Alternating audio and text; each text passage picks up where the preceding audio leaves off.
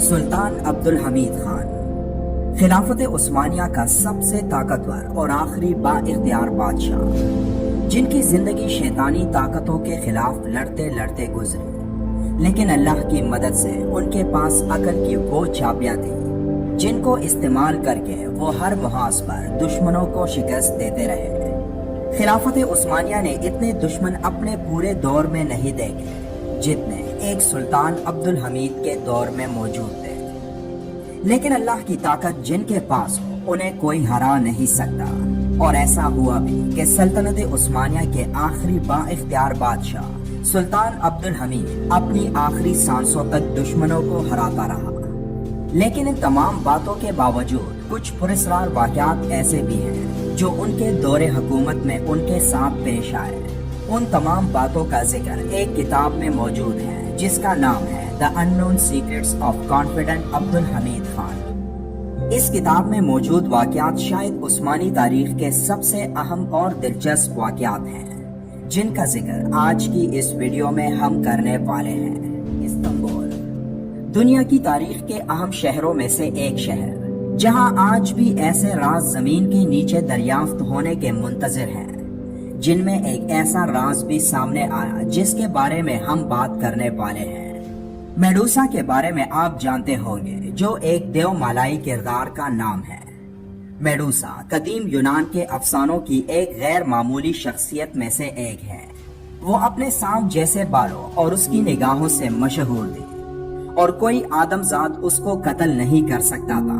اس لیے کہ جیسے ہی اس کے چہرے پر نظر پڑتی تھی آدمی پتھر کا ہو جاتا تھا۔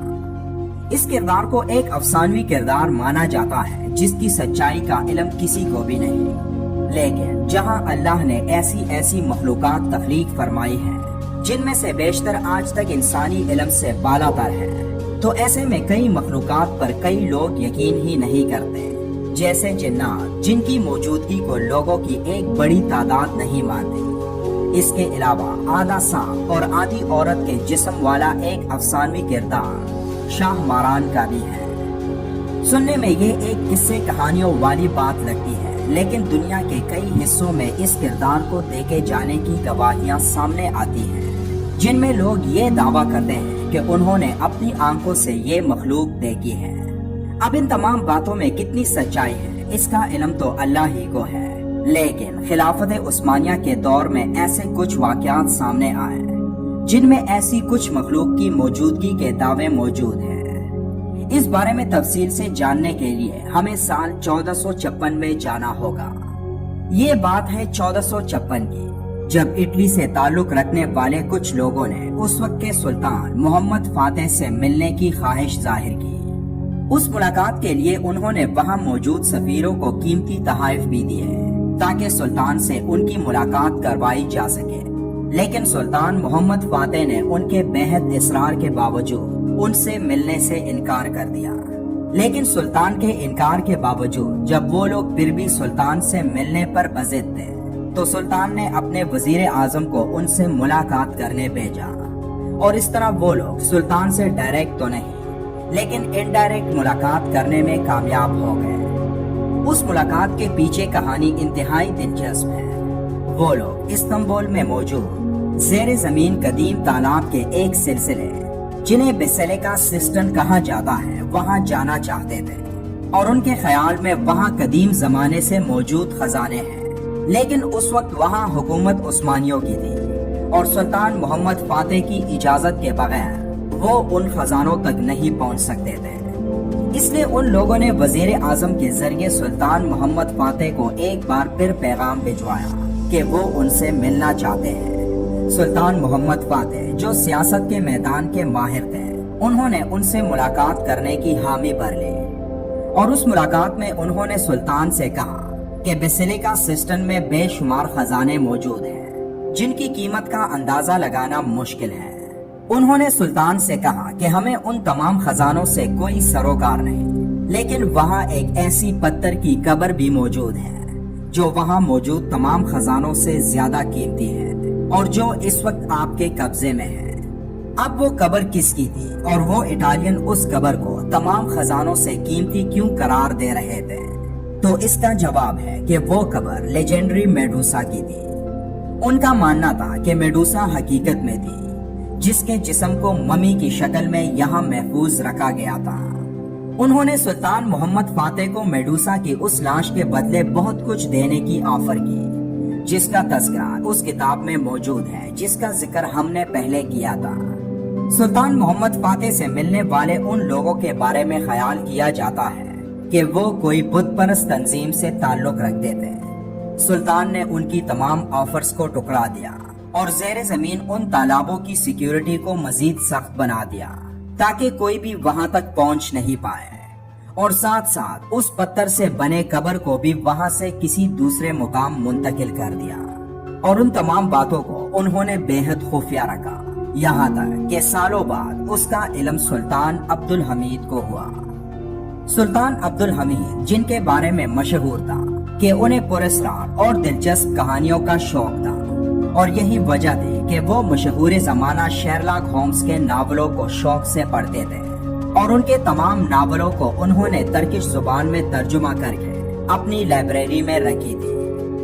वो लोग जो पहले सुल्तान मोहम्मद फातेह के पास मेडूसा की उस लाश को लेने के लिए आए थे,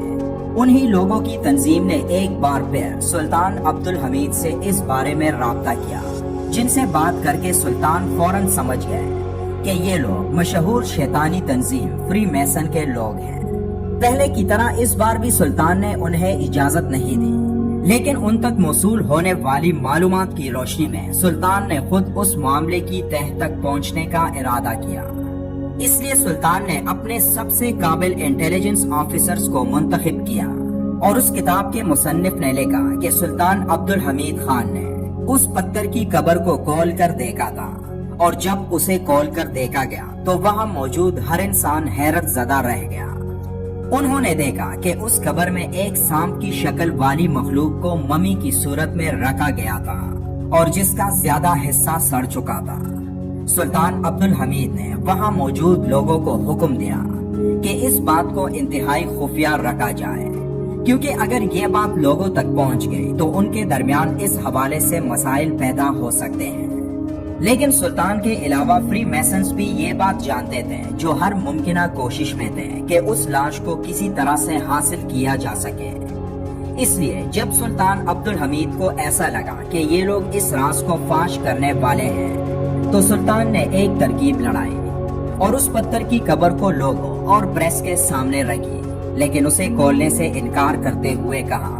कि अगर इसे खोला गया तो इस पर रोशनी पड़ने से इसके अंदर मौजूद चीज खत्म हो जाएगी, और हम नहीं चाहते कि ऐसे तारीखी विरसे को जाया होने दें। वहाँ मौजूद सहाफियों ने उस कब्र की तस्वीर ली और वो मामला वहीं खत्म हो गया। आज ये पत्थर की कब्र तुर्की के मशहूर तारीखी मस्जिद मुला फनारी ईसा के मकबरे के करीब मौजूद है, लेकिन आज ये अंदर से खाली है। कुछ लोगों का मानना है कि सुल्तान अब्दुल हमीद ने उस कब्र में मौजूद मेडूसा की लाश को निकालकर किसी और जगह रखी थी, जिसका इल्म किसी को भी नहीं, जबकि कुछ लोग ये मानते हैं कि उसकी लाश को उसी तंजीम यानी फ्री मैसन अपने साथ निकाल कर ले गए थे। और यही वजह है कि आज शैतानी तंजीमों की बुनियाद रखने वाले शहर वेटिकन की इमारतों को हम देखते हैं तो वहाँ मौजूद पॉप की इमारत के अंदर मीटिंग रूम में सांप की शक्ल बनी वाज़े नजर आती है। तो क्या ऐसा मुमकिन हो सकता है कि एक सांप इंसान की शक्ल में खुद को तब्दील कर सकता हो? इस बारे में अल्लाह बेहतर जानता है, लेकिन आज दुनिया पर जिन लोगों का कंट्रोल है वो लोग भी आज सांप बने हुए हैं, जिनका काम लोगों को धोखे में रखकर अपना शैतानी मिशन मुकम्मल करना है। यानी ये लोग भी आधे सांप और आधे धोखे की शक्ल में मौजूद हैं।